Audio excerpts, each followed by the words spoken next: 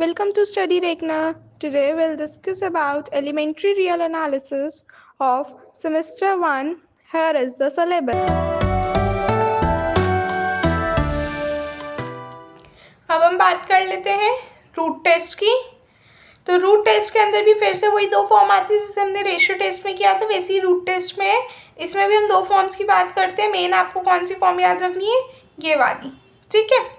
इस पे लिमिट लगा लेते हैं हम बेसिकली। तो क्या कहती है फॉर्म कि अगर सीरीज ए एन एक नॉन नेगेटिव सीरीज है तो एक क्या एग्जिस्ट करेगा?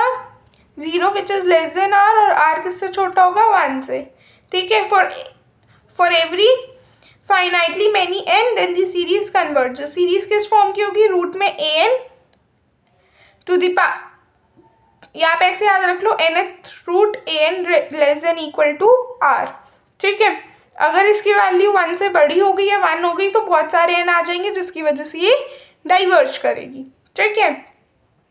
लिमिट फॉर्म में क्या कहते हैं कि अगर सपोज इसकी लिमिट आर हो गई तो आर की वैल्यू अगर 1 से बड़ी होगी तो डाइवर्ज करेगी, 1 से छोटी होगी तो कन्वर्ज करेगी, ठीक है। रूट टेस्ट को यूज करके इसकी कन्वर्जेंस चेक करती है। तो कैसे करेंगे? देखो हमारे पास क्या है, 4n minus 3 upon 2n plus 1 की पावर n। सीरीज 1 से इन्फिनिटी तक जा रही है। तो आप मान लो an क्या आ जाएंगे? 4n minus 3 upon 2n plus 1 इसकी पावर n आ जाएगी। तो लिमिट an क्या ले सकते हो आप? लिमिट an किसका लेना है हमें? 1/n पावर का, जिसमें n इन्फिनिटी को टेंड कर रहे हैं। तो ये कितना आ जाएगा? Limit n tending to infinity 4n minus 3 upon 2n plus 1 इसकी पावर n। ये हमारे पास an था, अब इस पूरे की पावर 1/n हो गई। तो अगर आप देखो तो ये बिल्कुल सिंपल सा क्वेश्चन बच गया अब, क्योंकि n से n कैंसिल हो गया।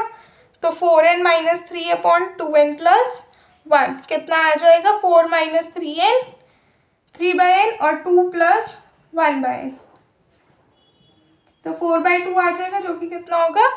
2। अब ये 2 की वैल्यू जो है बड़ी है 1 से, तो इट मीन्स ये सीरीज क्या करेगी? डाइवर्ज, ठीक है। आप देख सकते हैं ये रहा इसका सोल्यूशन।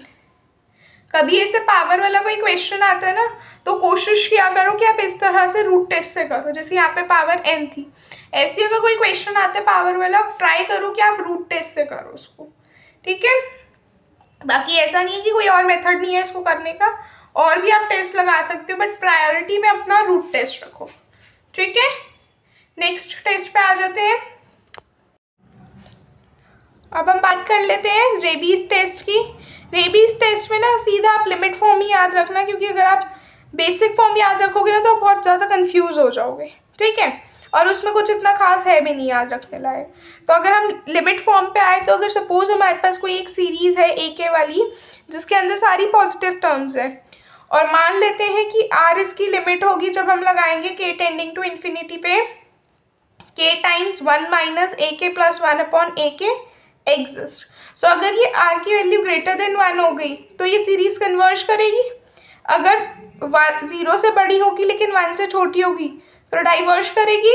और अगर r इक्वल्स टू 1 आ गया तो टेस्ट फेल कर जाएगा, ठीक है, इनकॉन्क्लूसिव हो जाएगा, ठीक है। इसके ऊपर बेस्ड क्वेश्चंस की आप प्रैक्टिस करेंगे। अब हम आ जाते हैं ऑल्टरनेटिंग सीरीज पे। तो ऑल्टरनेटिंग सीरीज क्या होती है? कोई भी सीरीज हमें इस फॉर्म की मिल जाए, ये 3 फॉर्म्स मैंने यहाँ पे लिखे हैं, इन तीनों में से किसी भी फॉर्म की मिल जाए तो हम उसको ऑल्टरनेटिंग सीरीज कहते हैं, ठीक है। अगर un हमारे पास एक सीक्वेंस है पॉजिटिव रियल नंबर्स का जिसके अंदर ये 2 कंडीशन सेटिस्फाई हो जाएंगी तो ये कन्वर्जेंट बन जाएगी। कौन सी 2 कंडीशन है? कि un प्लस 1 जो है छोटा होना चाहिए un से, और लिमिट un की क्या होनी चाहिए? 0, ठीक है, ठीक है। आइए इसके ऊपर बेस्ड एक क्वेश्चन देख लेते हैं। अब क्वेश्चन कह रहे हैं कि चेक करो कि ये सीरीज कन्वर्ज कर रही है या डाइवर्ज कर रही है। तो सीरीज ये वाली गिवन है। अगर आप देखें क्या है हमारे पास series, log 2/1 minus log 3/2 plus log 4/3 minus log 5/4। अगर आप एक पैटर्न देखो क्या चल रहा है कि ऊपर तो 2 3 4 5 हो रहा है, ठीक है। या सबसे पहले ये देखो कि पहले माइनस था फिर प्लस हुआ, फिर माइनस था फिर प्लस हुआ, तो एक ये पैटर्न चल रहा है। प्लस ऊपर जो है हमारे पास नेचुरल नंबर्स चल रहे हैं जो 2 से स्टार्ट हुए हैं, नीचे अगर हम देखें 1 से स्टार्ट हुए हैं, तो ये सीरीज ऐसे चलती जाएगी। अगर मैं करूँ ऊपर क्या हो जाएगा, 1 + 1 2 देगा मुझे, 2 + 1 3 देगा, मतलब मैं n+1 करूँगी तो मेरे पास ये ऊपर के न्यूमरेटर्स आते जाएंगे। अब डिनोमिनेटर पे आते हैं, डिनोमिनेटर तो मेरे नेचुरल नंबर्स ही चल रहे हैं तो हम n लिख सकते हैं। तो जो मेरे पास un बना ना सीक्वेंस, वो क्या सीरीज क्या बन गई, n+1/n। ठीक है, तो हम इसको सिंपली क्या कह सकते हैं, जो सीरीज बनी वो बनी log n+1/n, जो इसकी nth टर्म हुई है सीरीज की। ठीक है, और nth टर्म +1 कर देंगे तो कितना आ जाएगा, log n+2/n+1। अब आप लिमिट ले लोगे तो कितना आ जाएगा, 0। ठीक है, कोई दिक्कत तो नहीं।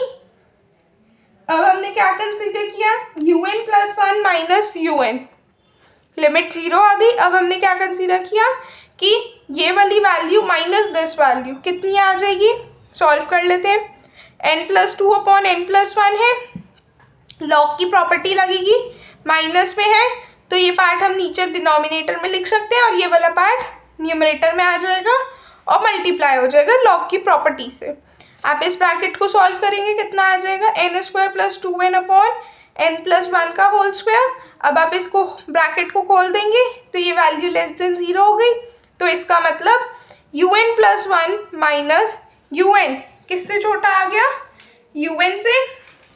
देखेंगे हमने क्या बोला कि un+1 माइनस un ये <0 हो गया, तो इसका मतलब un+1 छोटा आ गया un से। ठीक है, तो ये सीरीज क्या हो गई, कन्वर्जेंट हो गई। ठीक है, सो आई होप ये आपको समझ में आया होगा। कोई डाउट्स है आप कमेंट सेक्शन में पूछ सकते हैं। नेक्स्ट टॉपिक के लिए बने रहें, तब तक के लिए चैनल को लाइक करें, शेयर करें और सब्सक्राइब करें। Thank you everyone.